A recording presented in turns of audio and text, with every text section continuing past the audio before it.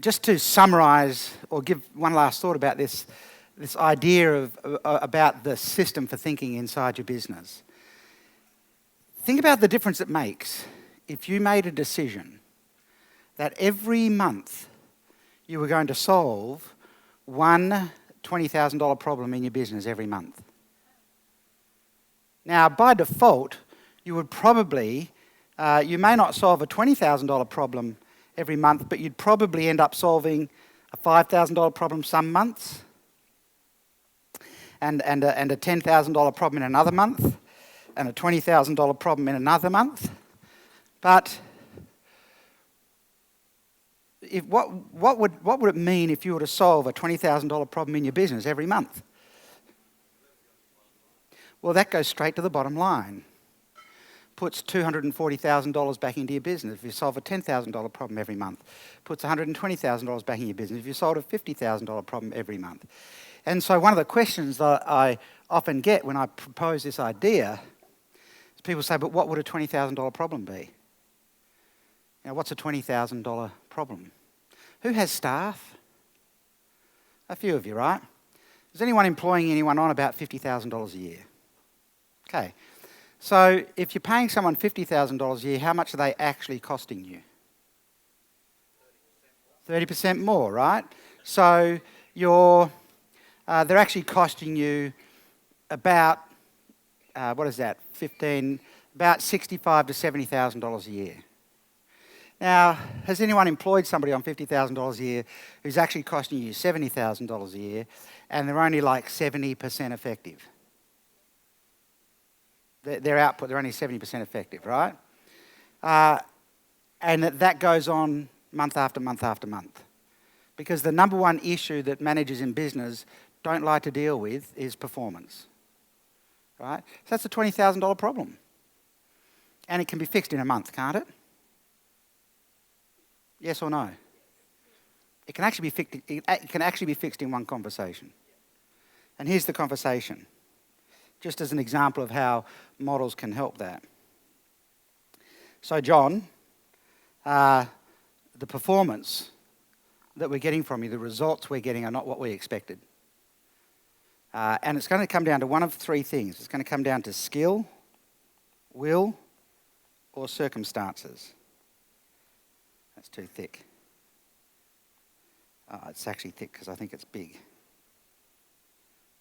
That's better. It's going to come down to skill, will, or circumstances.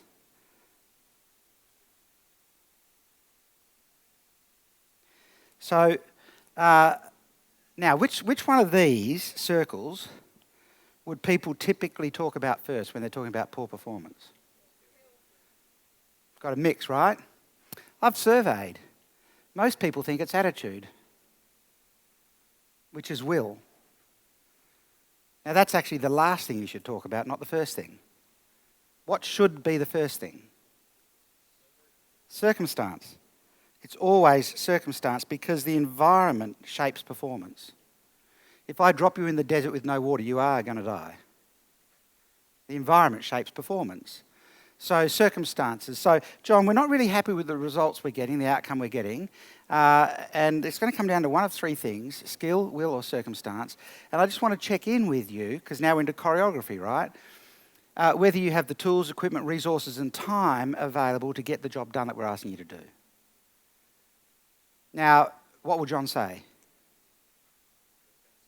Well, he'll get defensive. And so, given that I've asked that question, what's he going to say? No, I'm saying to him, I want to just be sure that you've got the tools, equipment, resources, and time available to get done what we need you to do. He's going to say, no, I don't have what I need.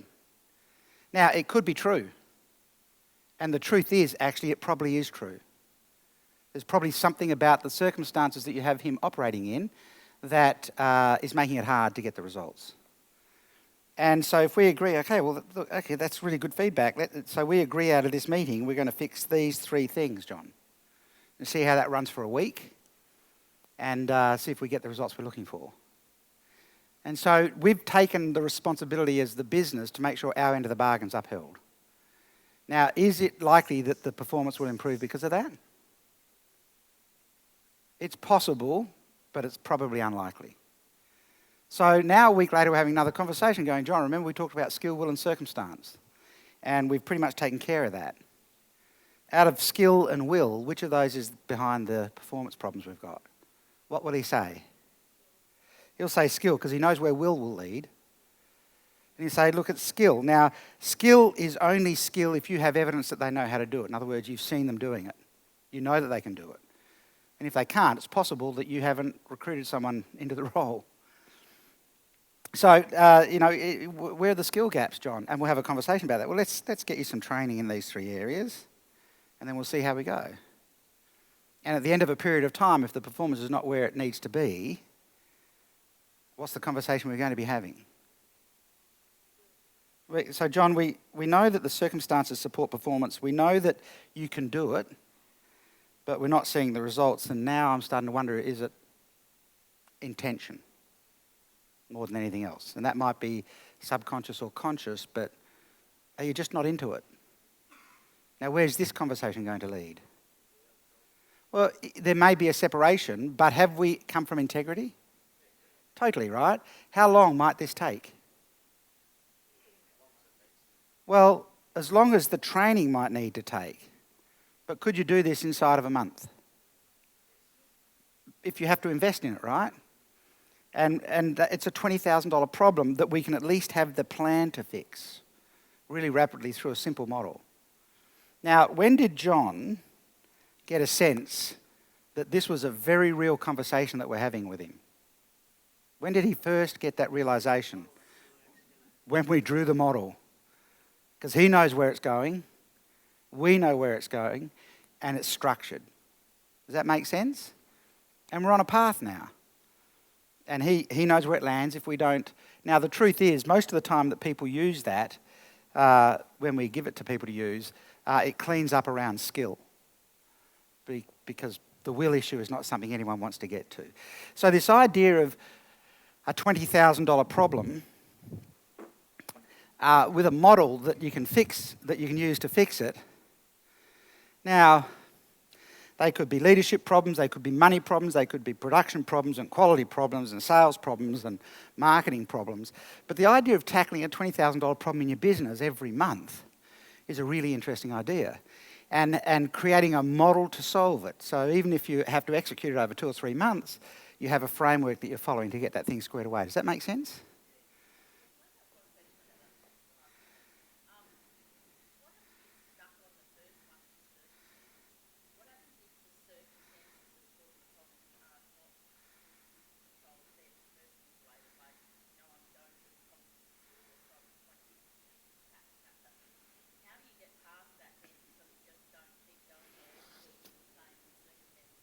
Well, you're talking about personal circumstances specifically? Because if there's circumstances about your business, whether you can control them or not, if there's circumstances about your business that is impeding someone's ability to perform the way you want them to, that's your responsibility. But if it's their personal circumstances and you have no control over that, that's really a will issue. That's other stuff going on. But depending on your business, it's often surprising how loyal staff become when you show an interest in them as a person.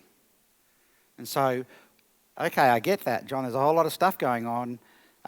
It's not our place to push in on that, but are there things that we could do to support you with that? You know, what a lot of companies want to try and do is dive in and we'll fix it all for you. But, you know, what can we do to support you with that so that at least your work becomes a stable part of your life? Choreography, it's the punchlines that you use and things. So a great model has a pathway through it and then a punchline. It's like comedy. There's always a punchline in a model. And so, you know, so that we can make work the most stable part of your life while all this other stuff's going on, how can we help you with that? Now, just saying that will probably have John going, bloody hell, that would be cool. If I knew I was coming to work, doing a good job, and they valued me, even though everything else is happening, that would be good. So it can make a difference. So let's talk about selling specifically, or the system for influencing. And I'll give you some laws around influence, the influence laws. I said this at the start. The law of influence says that the success of your business depends on your ability to influence the choice others make, that investors might make, that regulators might make, that staff might make, and that customers might make to make decisions in the favour of your business, to buy from you, to work hard for you, to let you operate, to be prepared to put capital, or whether it's sweat capital or financial capital, into your business. The law of intrigue, clarity and curiosity command attention. So curiosity is one of the most powerful emotional states that you can put somebody in. If you can get people curious, you engage a different level of energy. And that's one of the reasons models work so powerfully, is because it's really clear this is going somewhere, and people they can't stand empty spaces. You know, if there's a gap in that model, I need to know what it is. And so curiosity commands attention, and then clarity. So how many of you have a complex product to sell? Complex means it's got to be explained. Quite a few of you, right? How many of you have complex clients? Okay. You can't, if you've got complex clients and you've got a complex product, you've got a complex sale to make. And you cannot sell complexity with more complexity. You have to simplify one of those circles. If you imagine them as two overlapping circles, complex clients, complex product or service, you must simplify one of those circles to make the sale. And the circle you have the greatest control over is your product or service. If you can clarify and simplify the complexity of what you do without losing the power of what you do, your sales process becomes a whole lot easier. Now, a sale is only lost for two reasons: resistance from the buyer or a lack of confidence by the seller. They're the only two reasons a sale is ever lost. And most often the sale is lost because of a lack of confidence by the seller, not resistance by the buyer. And so if you can sell through a really simple expression of the complexity of what you do, you become much more confident about what you do. And I often say to people, you know, every sales process has lumpy bits, but let the models carry you through the lumpy bits. So how much do I need to remember about what we do in order to walk through the model you saw in the previous presentation? The answer is nothing. I just follow the model.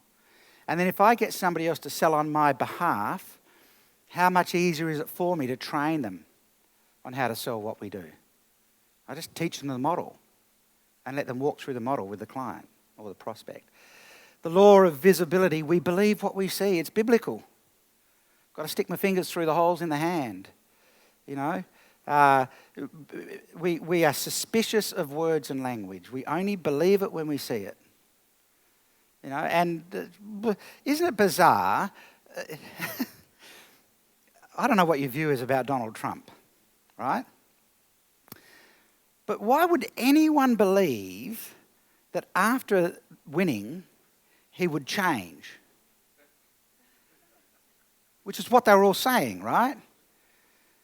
Now, before the election, if you just stopped listening to his words, if you just didn't listen to him and watched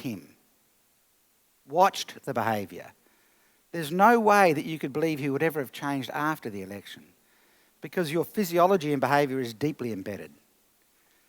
If you just watch his behaviour, there's one thing Donald Trump is interested in. What is that? Donald Trump. And if you know, the next time you see any footage of him on TV, turn the sound right down and just watch, and you'll see what I mean. He's only interested in himself. Now, that is not statesmanlike, and it's probably not the best quality to have in a president of the United States. I follow the New York Times. I'm a subscriber because he won the election. He hates the New York Times.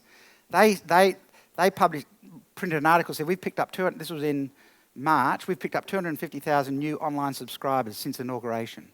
He's put $100 million worth of additional revenue on there, you know, which is probably largely profit because it's all online subscriptions, right? He hates them, and he's given them $100 million in additional revenue.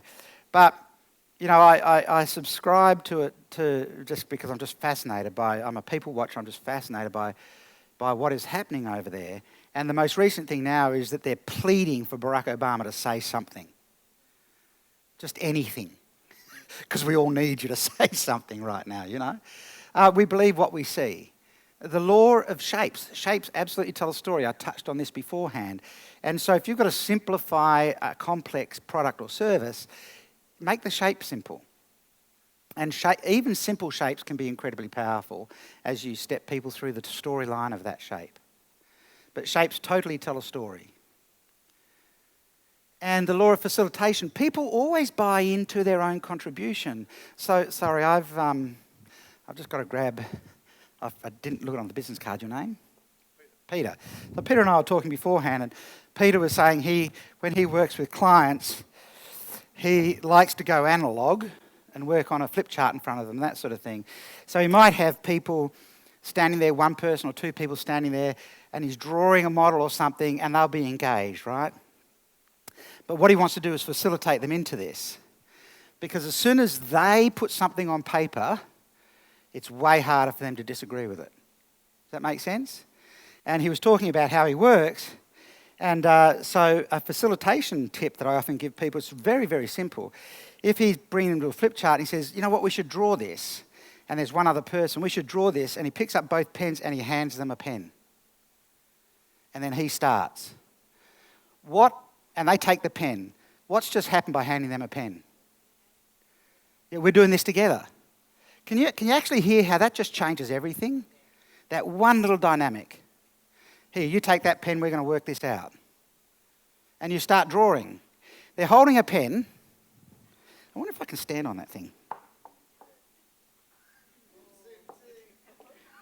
Makes me feel like Beyonce with one of those walkways and stuff. But anyway, feels a bit weird. The moment you hand them a pen, what are they itching to do? Use it.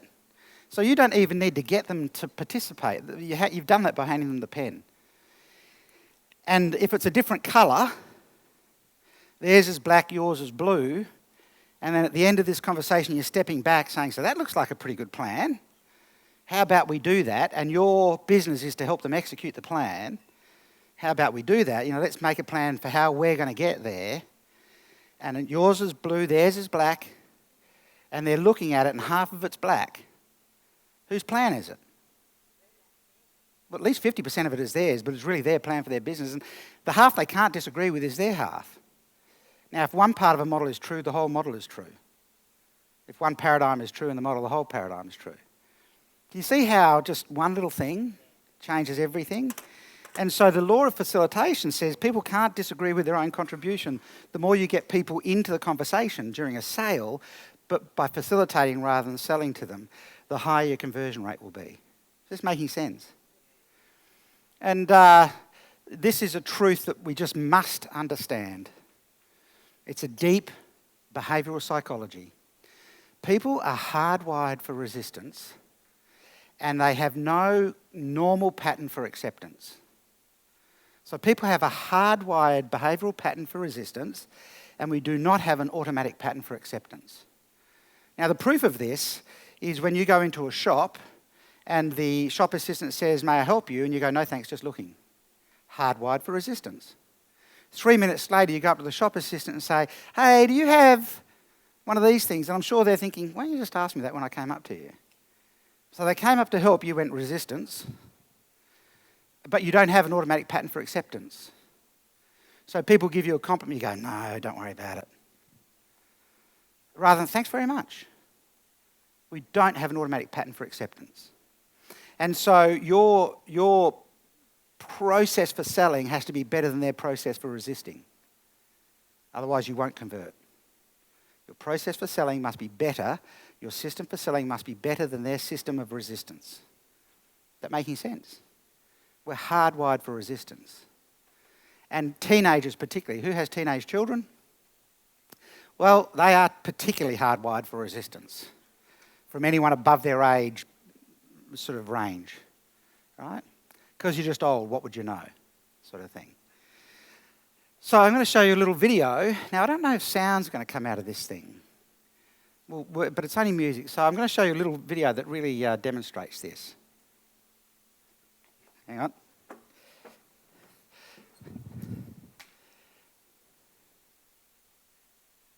I don't think there's any sound coming out anywhere. It's supposed to be coming through the room. Do we know how to make that happen? Ah, there we go. Now we got it. Okay, so I'll just set this up. This is one of those, this is like a talent show in Europe somewhere. And she's just walked up on stage with no introduction and started doing this. I can translate this as saying, "What are you, crazy? Hit your buzzer." He's going, "It's me." Finally, I'll give in. She ignores them, continues to make the sale.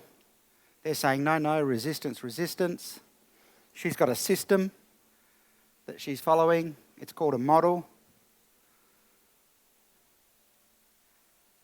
Punchline. And he's going, "Look, we're dickheads."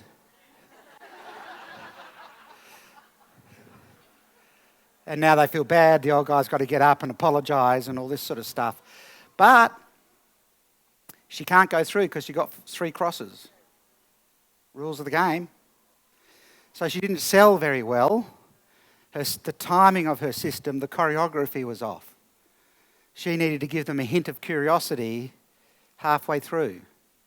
She tried to with the little look backwards that she did, right? But it wasn't enough because their system for resistance is hardwired, and her system for overcoming that resistance wasn't strong enough during her building the model, right? So she wasn't telling the story inside the model. Does that make sense?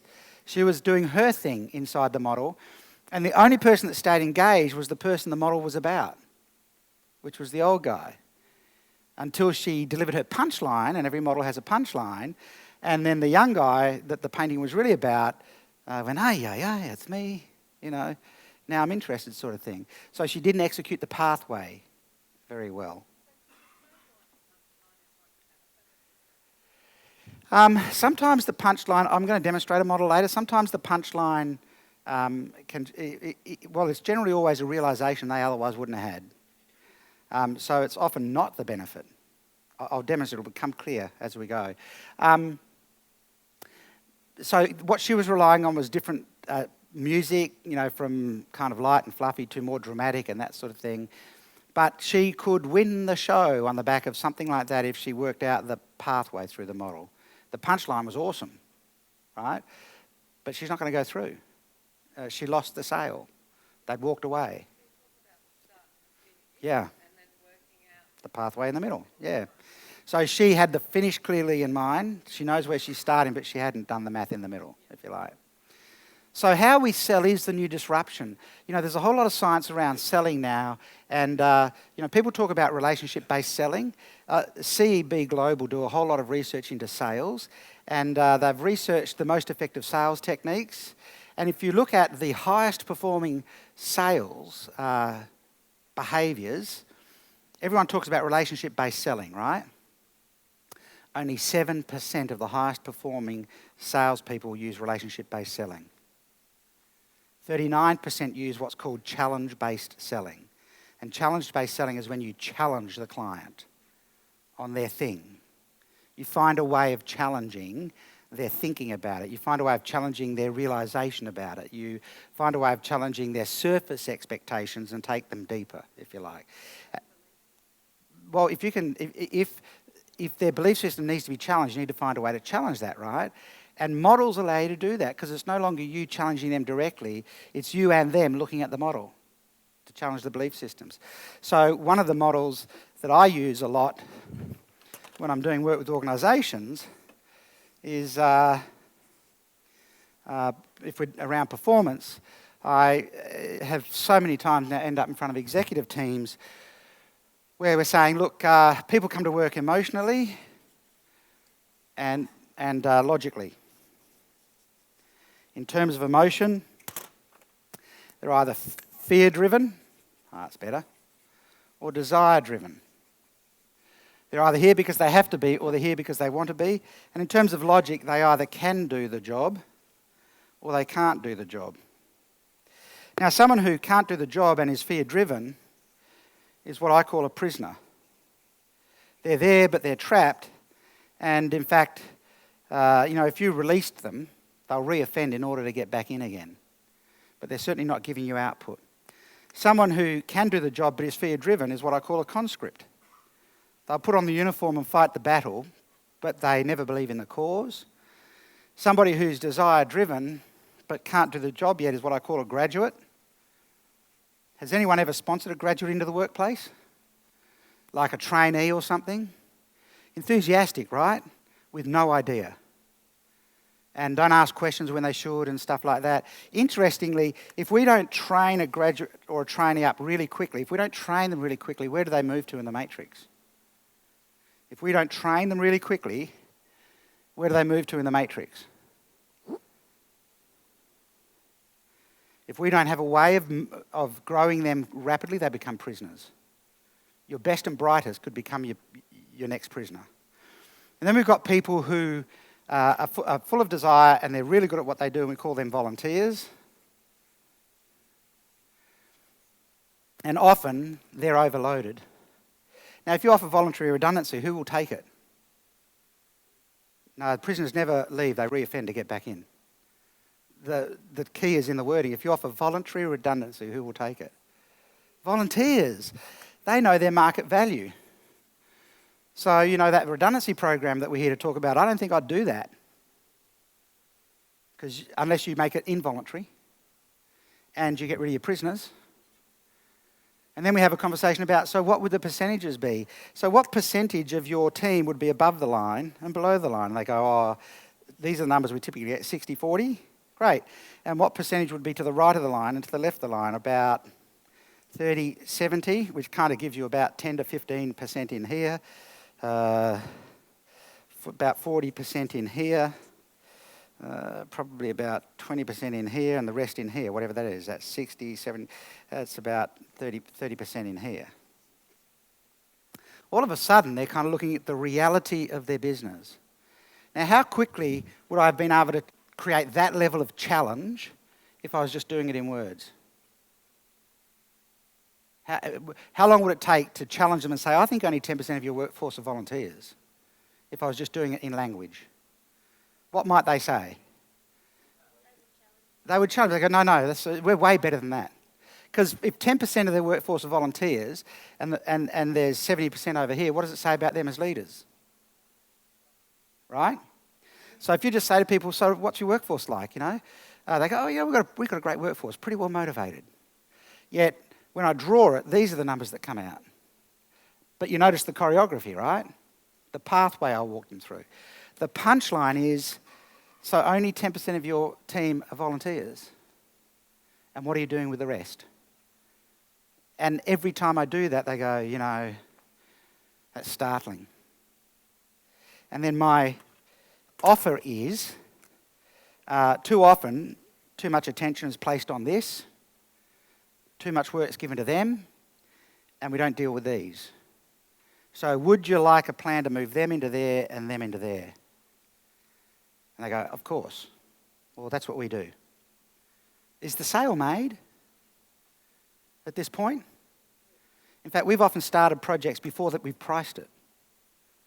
And we're partway through and they go, so by the way, what's the fee? Oh, it's a very good question. What's it worth? So think about this. They go, what's the fee? I go, it's a very good question. What's it worth to you once we get this shift happening? Oh, it'd be worth millions to us. Happily, our fee is not millions. It is thousands, tens of thousands, but it's not millions. What's just happened to price and value? Is this making sense? I've lost count of the number of times I've drawn that model. But it's just it's a cracking sales model and it's disruptive. The disruption in selling today is challenging, is being able to challenge safely. And do you sell in words or pictures, which is really what this is about. So, the pen may be mightier than the sword, but a picture tells 1,000 words. So if you were around at the end of World War II, do you need any more explanation to know what that is saying? If you were alive during World War II, you're an adult, you're living through it, and that's on the front page of the newspaper, what would you think has just happened? It's peace, it's over, right? And it's a far more powerful headline than that. A visual is always stronger than just language by itself. So stories and pictures sell. We've talked about that. The limbic system dives in. And when we shift a person's gaze visually, we shift their gaze mentally as well. Do you get how significant that one statement is? When you shift their eyes, you shift their thinking. So you want to shift their eyes to something that you want to see. Make it your model. Make it your big idea, your thing. You know, what's the genius of your business? So here's just some normal stuff on the visual channel. We all know about the non-verbal is 55% of communication in conversation, but in terms of how the senses absorb information, 83% comes through the eyes. Only 3% through gustatory and olfactory, taste and smell. And we don't recommend licking and sniffing in the selling process. You can try it. I don't recommend it. I would pre-qualify before you do it though. Otherwise, stuff's likely to go wrong, you know. But we rely predominantly on the auditory. And auditory includes written text. There's a heavy reliance on language in the selling process. Yet the visual channel is 83% of the information coming in. And the visual channel is highly emotional. Now, so is taste and smell, but they're just not that useful in the sales process. So we trust what we see more than what we hear. And the new wave of selling is challenge-based, highly visual, and highly choreographed. Not scripted. There's a difference between scripting and choreography. Highly challenge-based, highly visual, and deliberately choreographed. So we need to be able to challenge people to think more deeply about the decision or the choice that we're asking them to make in the sales process. So when we built the models method, we started initially with it specifically focused on selling. We now run the models method through project management, through strategic planning, through performance management, through leadership, through organisational change, and we have hundreds of models that are specific to all of those sorts of things. I teach project management to companies, and I'm not an engineer, but I teach it to engineering businesses, and it's a models-based method of project management. Most projects go off the rails at the start. You know, they didn't start in the right place. And so the most important model is the first model, which is the focus model. So models kind of change everything. And the whole system's about influencing visually and choreographically in order to challenge the thinking that's actually going on. And when we think about it in a selling system, I don't know if any of you know Ari Gelper, but when we put the models method in front of him, and I said to him, I'd love a testimonial, Ari, and this is what he sent back. Now, it took me, remember we were talking about your own perception, so one of the unexpected things in business is about your own vulnerabilities and everything else. When someone sends something like that to you, there's 6 months involved in just getting your head around putting it in front of people. Do you get that? When someone says, I think what you do is the biggest breakthrough in selling in the last 20 years, how many people identify with the fact that you just don't feel like you can rush out and put that onto a slide straight away? Just by show of hands, who kind of recognises that, right? It took us 6 months before we put that onto a slide, and I didn't put it into a presentation. One of our team did, and then spoke about it. And I was at the back of the room. I didn't know it was going to be in the slide, and I went, oh, okay. Well, no one laughed, so it might be okay to use it. But we know that along with his trust-based selling and with what we're doing with the visual stuff, it's really dramatically shifting the results people are getting. So here's the genius model for selling with models. The thing that people seem to tell us they most want, everyone wants increased sales. Everyone wants higher conversion rates and things like that. But how many of you identify with or resonate with the idea of being able to sell effortlessly?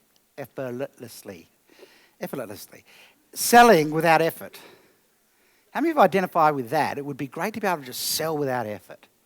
Just by show of hands, who'd be interested in that? Now, you might have recognised this choreography before, right? So if that means commanding authority when you're in the sales process, but also commanding authority in terms of people knowing you for that thing.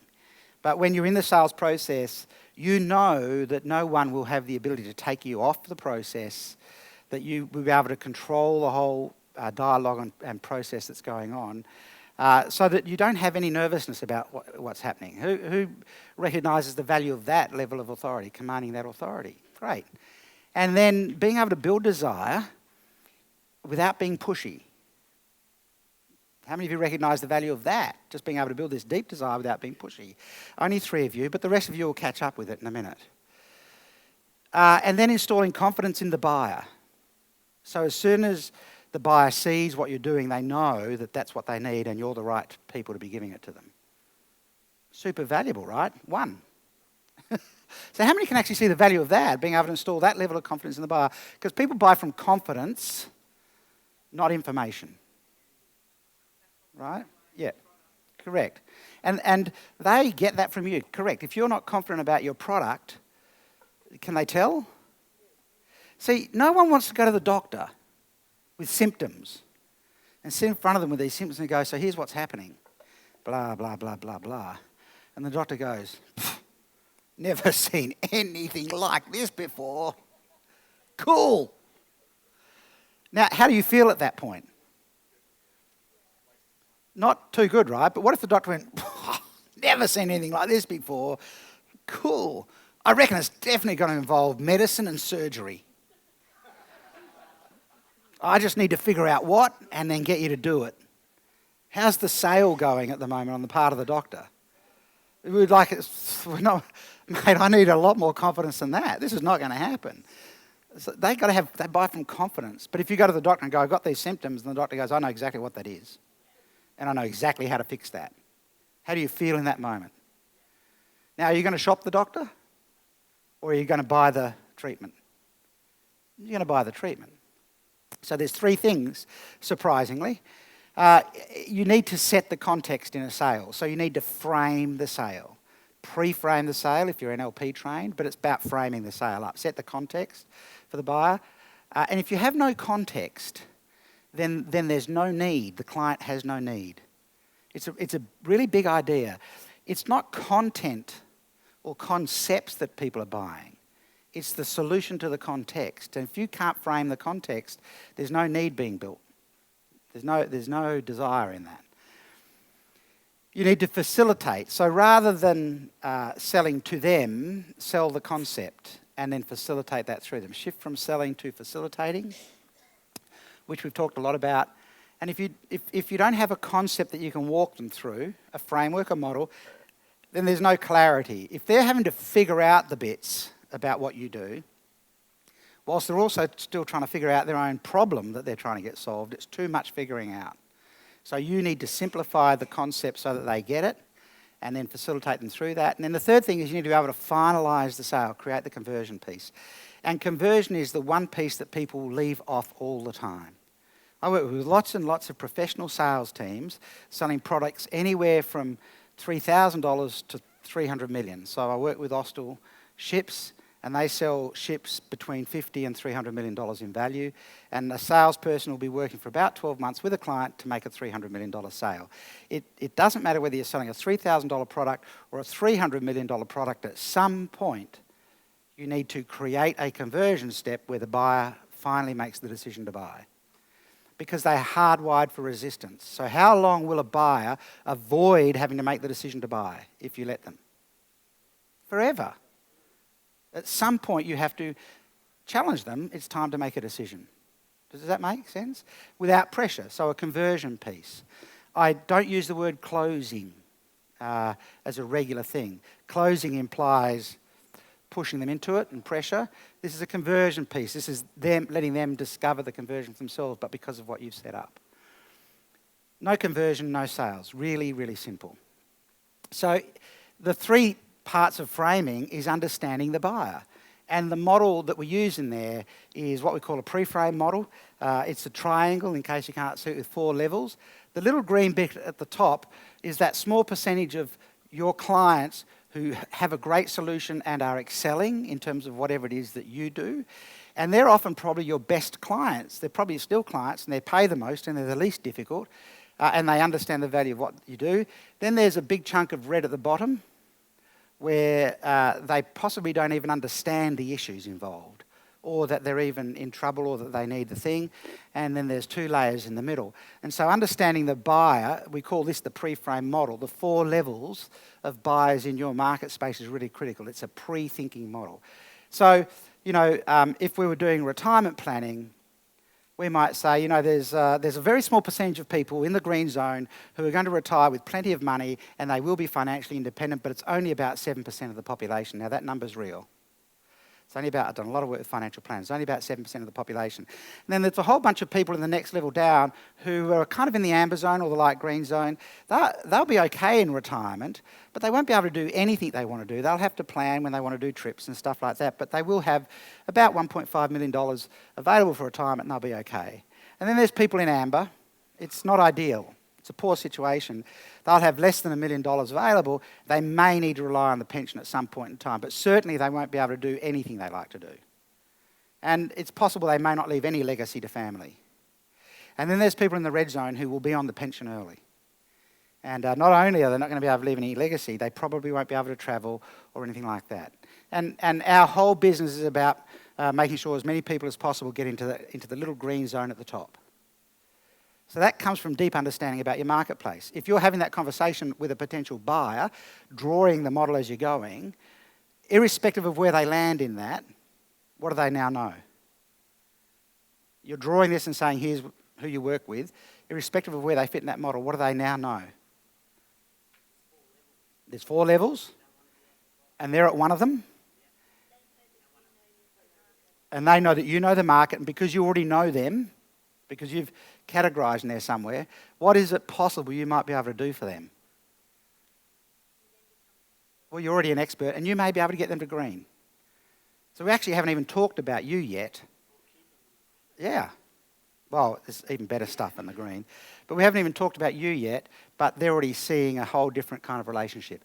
We need to outflank the market. So we need to know who else is in the market in terms of the competitors. And we need to know if we're in that little top green bit up the top, there's really dodgy people. There's people that are kind of, they're not dodgy, but it's an average result. There's people that are trying hard but developing, and then there's great business up here, and then there's this little tiny speck in the top right corner. Is that you or not? Now, if you're not in the top right corner, you should be in your niche, in your market. How do you get there? And if you're not in the top right quadrant, you have to be. This is reality. Be clear about where you're starting. And if you're not in that top right quadrant, get in it. Right? Does that make sense? This is a competition pre-frame. The third part is maximise the money. So this is about having your products or services set up so that you can sell through different levels of value. I'm actually going to demonstrate that model in its entirety later on. In terms of facilitating and selling the concept, you've got to be able to demonstrate the impact. What's the deep, compelling, self-evident value that comes from what you do? This is like an iceberg, 3 levels of value. Value 1.0, above the waterline. You can see it, you can measure it, it's unimpressive. So imagine you're going on a tour to look at icebergs, and everyone's charging $300. You get in a boat, you go up and you take a photo, and another guy's charging $1,000. And you look at it on the surface and you go, well, they're all going to the iceberg to have a look. Are you going to buy the $300 tour or the $1,000 tour? Curious about, but what's your gut telling you? 300, right? And so you ring up the $1,000 tour company, they go, oh, yeah, look, it's true. We do go up, take the photos. It's awesome. You can see the iceberg above the water. But, you know, when you get there and then you look into the water, you'll see the mass of the iceberg below the waterline. And we find that when we get there, there's a whole bunch of people that really want to see that part of the iceberg. And we've got expert divers. We put you in a thermal wetsuit with breathing equipment. We take you about 15 metres down, and you get to see the iceberg from below the waterline. Then we set you up with a photo that we take back up through the waterline into the sun of you below the water next to this massive iceberg. Are you getting more interested? Right? But we find that once people get 15 metres down and they look down and realise just how big this thing is, there's a bunch of people that want to actually go right underneath the iceberg. So we also have on board a small submersible that we put you in and we lower you into the water and we go right underneath the iceberg, and it's got all windows down the side, and we've got lights on the outside of the submersible, and we take a photo of you in front of the window under the base of an iceberg. Who are you going to buy now, the 300 or the 1,000? Yeah, right? Because they went to level 3 value. Now, level 3 value is value that they feel, but they can't put into words. So no one's going to go to them and say, hey, I want a photo underneath the iceberg. My cousin is one of Australia's best non-surgical dermal therapists. She's based in Perth, but television personalities. Todd McKinney goes over every month for her to work on his skin. She's got 2 supermodels that fly to Perth for her to work on their skin. But she's also particularly good at acne. and she's just a sweetheart. I've got 45 first cousins on Dad's side of the family. And Karen and I are a year apart, and we effectively grew up together, but she's just passionate about this. She charges $400 for a single treatment, and you can actually get it for $90. And so people go to her and say, oh, you know, I'd love you to work on my acne. She goes, great, it's $400 per treatment. And they go, oh, I can get that for $90. She said, that's true. You can get the treatment done in the clinic for $90. But let me ask you, what would it mean to you if I was to clear up your acne completely? And people break down in tears. I'd go on a trip of a lifetime. I'd have a relationship. I'd go out in public. I wouldn't hide my face, blah, blah, blah, blah, blah. That's level 2, right? That's going down with the wetsuit. And then she says, that's right. Your skin is the first thing people judge about you. That thin layer, less than a millimetre thick, that's the first thing people judge about you. And too many people are living a life that their skin lets them live. And I think everyone deserves to have skin they just love living in. Level 3. Is the $400 a problem anymore? No. If you've got the money, like if you physically don't have the money, it's a problem. But if you've got the money, you're no longer talking about a $90 treatment above the waterline, right? Level 3 value. Demonstrate the impact. Unmask the genius, which is the genius model. I've talked about that a bit. And then eliminate all comparisons. So place yourself at the far right end of the bell curve. Be able to talk about your value at a level way, way, way deeper than your nearest competitor. So when we walk through the bell curve, we often say to people, you know, there's 4 levels, and as we walk through, we get the third one from the left, so the second last level, is wow. And so the punchline is, wow level of service, what would you pay for wow? And the customer goes, oh, $5,000, great. The punchline is, but you know there's a level above wow, don't you? Now, on that question, what do most people say? Because what is wow to most people? That's the highest level, right? But you know there's a level above wow, don't you? That's a punchline. And they go, no. Well, above wow is, and then you lower your voice, above wow is, oh, I get it. Because, is the only sound your body can make without movement. You just drop your jaw and let it out. The tongue doesn't move. It's the central sound of the names of all the great prophets. Yahweh, Allah. It's the sound of meditation. It's the sound of deep realization. And above wow is deep realization. And we deliver deep realization at the price of wow. Are you interested? Yes or no? Has that separated that conversation out of the rest of the market? And it's done on a bell curve, so they're visually anchored to this thing. So you must eliminate all comparison. Then we need to evaporate their concerns. So we call these the concern circles. It's stepping them through a really deliberate conversation to not hide from their objections, but to actually elicit their objections and tell them the common objections that most other people have. Now, if as you sell your product or service, you're telling them the common objections that most people have, what does that mean about you? A, it means you're transparent, and B, it means you probably have solutions for all of that stuff. Does that make sense? Otherwise, you'd never bring it up. Then we need to elevate the urgency. I'm going to demonstrate this model, so it's called 4 Futures. I won't dive into that now. And then the final thing is establish their indecision. We call this the cost of inaction model. So most people are focused on the cost of investment, what's it going to cost me, as opposed to the cost of inaction. And the cost of inaction is often more than the cost of investment. So you talk through that as a model as well. So it's a system of models, and you don't necessarily use all of them in the sales process, but you have them in a toolkit so that you can go to them if you need to. But the core 4 is the pre-frame model, the value model, the genius model, and the 4 futures. But I'm going to just step through 2 little models for you and then give you some resources. We did the 4 futures. We taught the 4 futures model on a webinar. Todd is a speaker and coach in the US. He has the 90-day planning process. Todd's just signed a $750,000 million advance with HarperCollins for his next book. He works with multiple US Olympians in peak performance and things like that, but he can't sell for his life. He was sitting on a webinar. We taught the 4 Futures model on the webinar, we didn't have direct contact with him. He went out to an event that he was speaking at the next day and sold $480,000 from the stage off the back of that model. And he executed it pretty badly by his own admission. But the point is, models work even if you do them badly, because the model holds it up. The other model that I'm going to show you is the price circles. And I'll just step through that. You'll get it as soon as you see it. And then we'll give you some worksheets that you can take away and think about. We might get some time to start working on them now. We'll see how we go. But I'll give you some worksheets that you can take away and think about in terms of utilising that. But rather than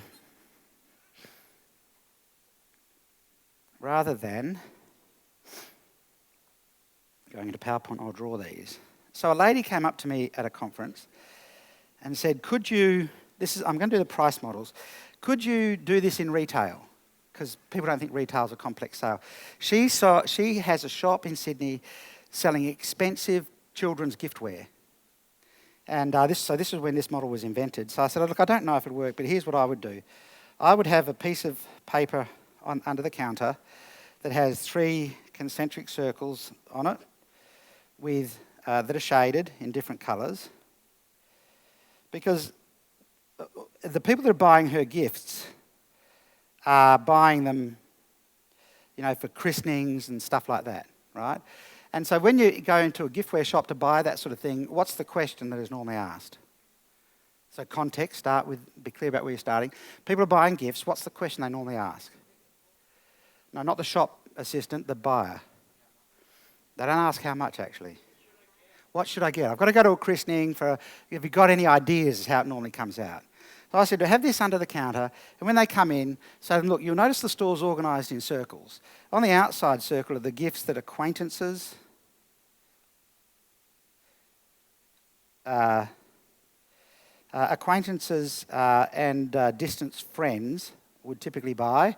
And those gifts are somewhere between $25 and $75. On the next circle in are gifts that close family and friends would buy. And they're somewhere between $75 and $150. And in the middle of the store is what we call the heart circle. And those are the gifts that those people that are closest to the child's life, those people that are going to most affect the child through the course of their life, those people that are going to be carried in the heart of the child will buy, and they're typically above $200. What's your relationship with the child? Are you a close friend or family, or are you really in the centre of the child's life? Now, how much are Nana and Grandad going to spend? At least $200. There's no way they're going to relegate themselves out of the heart circle. Now, we just made it up on the spot because I didn't really have a model for retail, but now I do. And I said to her a little while later, how's that working? She said, people fight to get off the acquaintance circle. People argue with her to get off the acquaintance circle. She goes, so what's the relationship? They go, we're friends with the parents, so you're an acquaintance. Oh, no, we're close friends. Okay, so it's going to be at least $75 gift. Yeah, but we probably want to spend a bit more than that. This is the conversation. The amount per spend instantly went up. Because they're not talking about price anymore. We're talking about contextual value. Does that make sense? And so originally I thought it was just a retail model. And then we started applying it to consultancy. So if you imagine, you could, but the punchline is a little bit differently. So with consultancy, which is why we divide it into 2, you might start at the bottom and say, so you can imagine yourself saying to the client, so look, there's really 3 ways that we can tackle this. We can take a budget approach to it, which would be some pretty simple off-the-shelf stuff, some day training stuff, but really a budget approach. Still has value, but it's a budget approach. We could kind of have that intermediary level approach. We do some one-to-one, we do some group training. We might do some one-to-one coaching. It's still actually a group process, and it's going to use off-the-shelf stuff with little customization. Or we could really have a fair crack at this thing, and we could absolutely customize what we're doing. We could make it really specific to your business. We could follow up coaching with some accountability processes and things like that. Obviously, it's a different price point. But what's the sort of solution that you're looking for? And the client will choose. Now, what won't they choose? Budget. So they're going to choose one of the other two. And now you're talking about, and then you start talking about price, right? But what's happened? Because a lot of people say to us, people only buy on price. But if you have this conversation, what have you positioned before you even get to price? You've positioned the value, right? And they've eliminated the cheapest. So when you actually start putting the price points on there, assuming that you've compared yourself to the market and you're clear about where you sit, you've positioned entirely differently. So the retail model has a lot of translation. Now, since then, we've not actually found a business that we couldn't do this work with. And on your tables, there's a little worksheet there with the circles on it. And all that's really, the only preparation you need to do for this is work out how you could structure what you sell from budget through to premium. You know, what the separation of the packages of what you offer to the market might be. Whether you have a tangible physical product or service or, an intangible advisory type service. Think about, but the trick is still to productize what you do into 3 levels, budget, intermediate and premium. And of course, you're wanting to sell premium or intermediate every time. But if you don't give them a comparison, and if you don't do it in a structured way, if you don't give them the bottom half, which of the top half will they gravitate towards automatically? The single dollar sign. If you don't give them the bottom half, they automatically look at the single dollar sign on the top half. Does that make sense? So your job with those worksheets, and I don't want you to do it right now because I really want you to think through it. The worksheet's just a guide. Is what would you put into the product levels, and then figure out your pricing against that. Does that make some sense? Does the model make sense? It's just a simple little tool. The model's not complex, and the punchline, of course, is, what level of solution are you looking for? It's challenging them to make a decision. And we're already starting to move into the conversion now. Is that all right? I want to make sure I show you the 4 futures before we finish, so I'm barreling through a bit quickly because 4 futures is just hands down my favourite model. Hands down. Any quick questions on that one before I jump into 4 futures?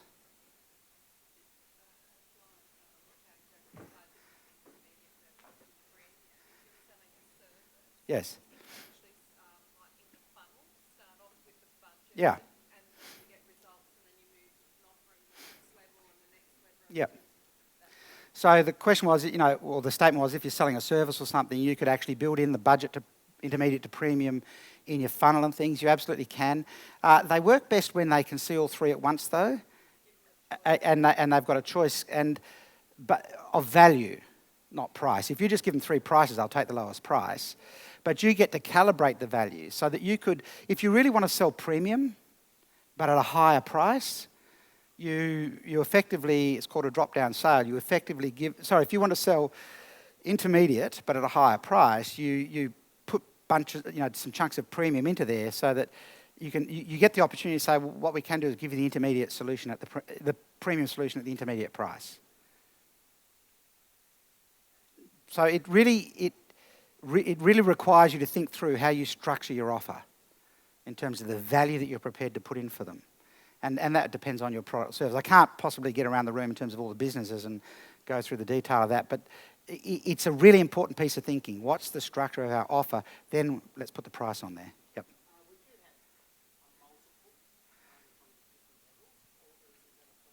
I'd keep it to 3.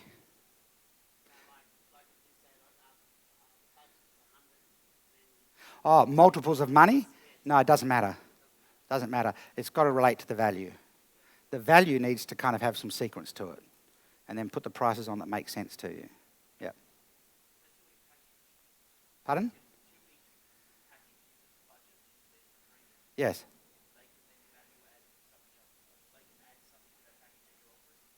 What? Yeah. If you're prepared to do it. But what you've got is an underlying structure to work from so that they know they're getting some extra stuff in there. A lot of people do value up stuff and the buyer goes, well, of course, give me that. But you've got to make sure the buyer understands there's something else that's being offered to them in this. So if you have an underlying structure, they know you've added value into that to option it up if you like. So let's let's look at 4 futures. I'm just going to step through 4 futures in terms of the choreography, and then you'll get it. So 4 futures first emerged when we were doing the work with the financial planning industry. Oh, one more question.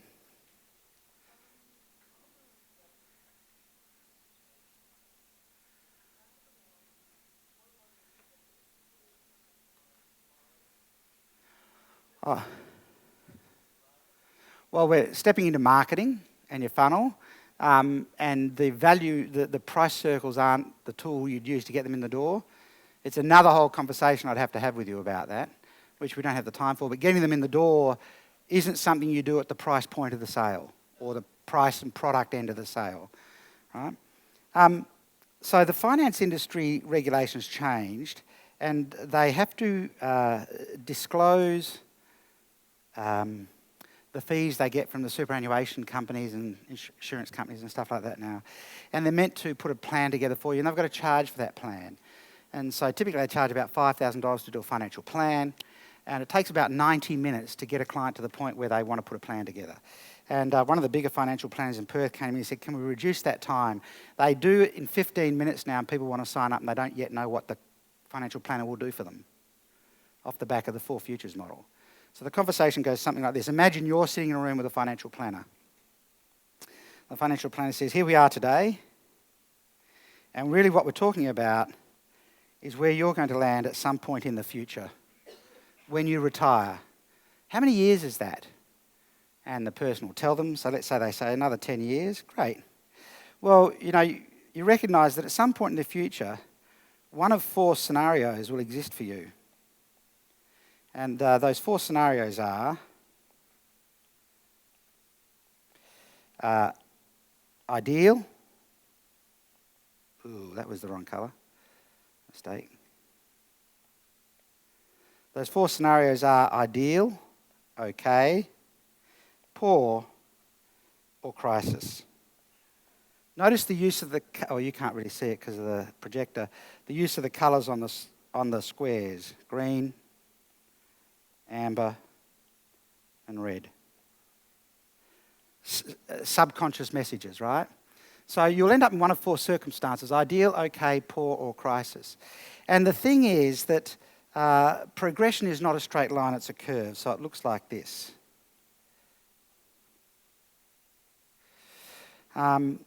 So based on where we are today,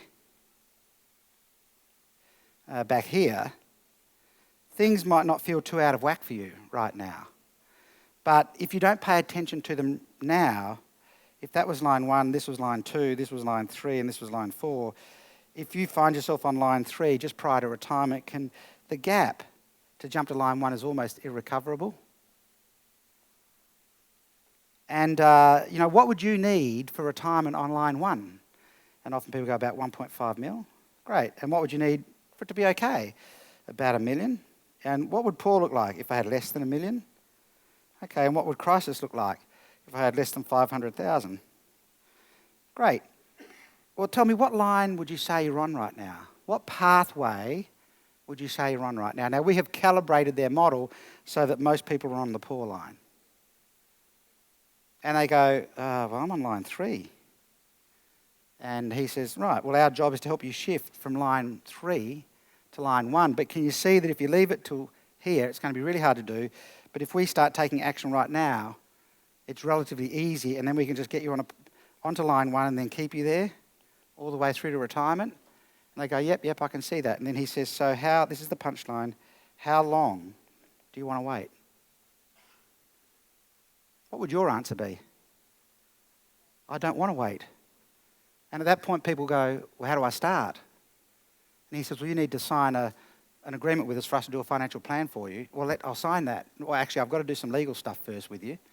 But we're 15 minutes in, and people are wanting to sign the commitment to the plan. And but then the real punchline is, he says, but before we do that, we really only work with one kind of person. See, a lot of people are below the line people dreaming about above the line results. We only work with above the line people who are getting below the line results and aren't sure why. So we only work with people who are going to be responsible, who are going to do what we ask them to do, who have above the line behaviour, who can see the value of this. They're just not informed about this stuff. Are you an above the line person or a below the line person? Can you hear the challenge in this? And they're going, no, I'm an above the line person. Right, and you want to say, let's start now. Great. I need to do some legal stuff with you first and then we'll get going. 15 minutes in, things are done. Now, every now and again, somebody says, mate, I'm on line 1. Because I suspect some of you are going, but what if they're on line 1 or line 2? Mate, I'm on line 1. And they go, fantastic. We love working with people like you. We don't like working with below the line people dreaming about the sort of results you're getting. We only want to work with above the line people like yourself and just show them how to accelerate. Is that something you'd be interested in? Now, if they're really on line 1 and they're above line, do they want to know how to accelerate? And what will they pay for that? More than $5,000. So we do 2 things. We show people how to jump lines, which of course is not what you need, and how to accelerate, which is really the conversation you're having. So why don't we actually just get into that? Now, I've just touched the surface of this thing. We use this for performance management. We use it for project management. We use it at deep levels of selling. 4 Futures is hands down my favourite model. Can you see the power of that? Now, if you've got a complex product to sell and you tailor it to what you do, it becomes an incredibly powerful model. Now, there's a worksheet on your table for the 4 Futures model, and it's got the chunks that you need to figure out. One is you need to calibrate the scale down the right-hand side, and you want to calibrate it so most of the people you meet are going to be on line 3. Most of the people will probably land on line 3, so calibrate that scale. You need to get a sense of what the time frame is that your product or service operates over, and you need to get a sense of what...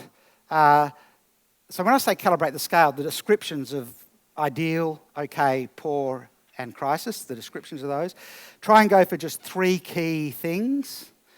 Don't write a book on each of them, just 3 key dot points, and then those 3 dot points are consistent all the way through, just different degrees of them, and get a sense of what acceleration would look like as well. It's a super, super fun and powerful model. It's just my favourite model. I love it. Any questions about that? Because Stephen needs me to finish. I was going to go through this on the slide, but it's much better. Now, by the way, can you see how much more engaging it is if you're drawing it rather than actually stepping through it on a slide? Because this just doesn't have the same oomph to it. So, any questions about any of this before we wrap it up? Oh, on like a video, yes. It's cracking on that. The only problem with the explainers is you need to make sure the voiceover smashes the punchline. And the problem with the explainer videos, if there's a punchline in there, is you lose timing. So you can't, because if you notice, before every time I deliver a punchline, there's always a pause for a while. I just need you to stew in it before I put the punchline out there, and you lose that. So it needs to be well designed, but yeah, it could work. Yeah. Any other quick questions? So I know that this is a different way of thinking about selling. Is it useful? And it just shifts your thinking. Now, I would love to stay in touch with you. I'd like to share with you what we do as we continue to build what we're doing. And there's 2 things that I'd love to be able to offer you. Actually, I'm not sure if there's a page for you to be able to put an email address on. If there's not, are we able to hand those out in the middle of the tables? Is there a page down there somewhere where we can get email addresses? Yes, there is. So Stephen will bring out, there's probably one for each table, a page where you can just give us your email address. And as appreciation for that, because we'd love to be able to keep in touch with you, there's 2 things that we want to give you. We have a menu of $20,000 problems that we've seen in business a lot. So you can just kind of look at the menu and go, do we have any of those, and should we fix them? And we're going to provide the models for the top 2 of those. And then the other thing that we're going to offer you, so we have an online program just around the sales models. And the online program has 4 videos per model, a context video, an explanation of the model and why it works. the choreography demonstrated in a video. I'm doing it on a flip chart, and then an action plan, and then a whole bunch of resources for the model. So PowerPoint and Keynote templates for it, a cue card, which is the model in a single piece of paper, including the choreography and how it works, transcripts of the videos and other stuff. And so what we've done is we've plucked out that one lesson, and we'll send that to you with a password so that you can have the whole Four Futures model in the training piece that we have inside our online training program. So that page will give you everything about the Four Futures that you need to be able to put into action straight away. So if you want to get access to those things, just put your email address down and we'll email that stuff out to you. I always enjoy working with groups, so sometimes I'm having the best fun in the room. It depends on how well the presentation's gone. And I want to thank you, Stephen, for inviting me over and letting me work with your people. I'm going to hang around all day, if that's okay. And so if you want to ask questions and things, by all means do that. But other than that, I think we're done. All righty? Did a wonderful job. Round of applause, please.